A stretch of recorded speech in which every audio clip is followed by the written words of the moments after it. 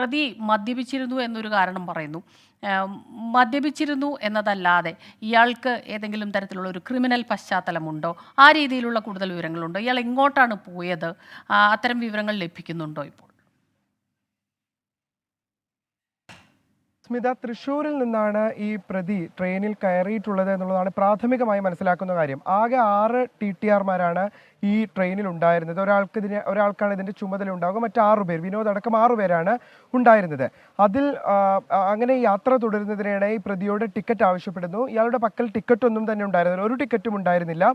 General കമ്പാർട്ട്മെന്റിൽ യാത്ര ചെയ്യുന്നതിനുള്ള ടിക്കറ്റോ അങ്ങനെ ഒന്നും തന്നെ ഉണ്ടായിരുന്നില്ല. ആ സമയത്താണ് പ്രതിയോട് ഈ കമ്പാർട്ട്മെന്റിൽ നിന്ന് ഇറങ്ങണമെന്ന് ആവശ്യപ്പെട്ടപ്പോൾ അത് തർക്കമായി മാറുകയും പിഴ അടക്കണമെന്ന് ആവശ്യപ്പെട്ടപ്പോൾ വാക്കുതർക്കത്തിലേക്ക് കാര്യങ്ങൾ പോവുകയും പിന്നീടാണ് അതിദാരുണമായ ഈ സംഭവം, ഈ ട്രെയിനിൽ നിന്ന് തള്ളിയിടുന്ന സാഹചര്യം ഉണ്ടായത്. അതിനുശേഷം പ്രതി അതേ ട്രെയിനിൽ തന്നെ, ആ ട്രെയിനിൻ്റെ ഒരു ഭാഗത്ത് കിടന്നുറങ്ങുകയായിരുന്നു പ്രതി. അതിൻ്റെ ദൃശ്യങ്ങൾ നമുക്ക് കാണാം. അതേ ട്രെയിനിൽ തന്നെ പ്രതിയെ ഇവിടെ എത്തിക്കുകയും ഇപ്പോൾ RPF സ്റ്റേഷനിൽ വിശദമായി ചോദ്യം ചെയ്തു പോരുകയുമാണ്. ഇതുമായി ബന്ധപ്പെട്ട കൂടുതൽ ആ ട്രെയിനിൽ തന്നെ ഉണ്ടായിരുന്ന TTRമാരുടെ മൊഴിയടക്കം രേഖപ്പെടുത്തുന്നുണ്ട്. ഞാൻ നേരത്തെ സൂചിപ്പിച്ചതുപോലെ തന്നെ വിനോദ് അല്ലാത്ത മറ്റ് 5 TTRമാരുണ്ടായിരുന്നു. 2 വനിതകളടക്കം 5 TTRമാരുണ്ടായിരുന്നു. അവരുടെ എല്ലാം മൊഴി ഇതിനോടകം തന്നെ, പ്രാഥമികമായ ഒരു മൊഴി ഇതിനോടകം തന്നെ രേഖപ്പെടുത്തിയിട്ടുണ്ട്.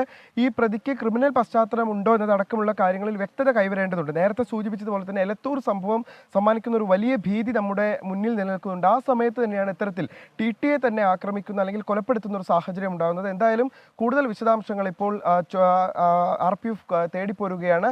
ഇനി അല്പസമയത്തിനകം തന്നെ പ്രതിയെ പോലീസിന് കൈമാറും. ക്രിമിനൽ കേസാണ്, സ്വാഭാവികമായിട്ട് പോലീസാണ് അന്വേഷണം മുന്നോട്ട് കൊണ്ടുപോകേണ്ടത്.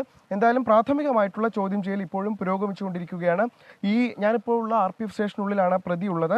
പ്രതി ഇതുവരെ RPF സ്റ്റേഷനിലാണ് ഇപ്പോൾ പ്രതിയുള്ളത്. അല്പസമയത്തിനകം തന്നെ പോലീസിന് കൈമാറും. നിഖിൽ പ്രമേഷാണ് വിവരങ്ങളുമായി ചേർന്നത്.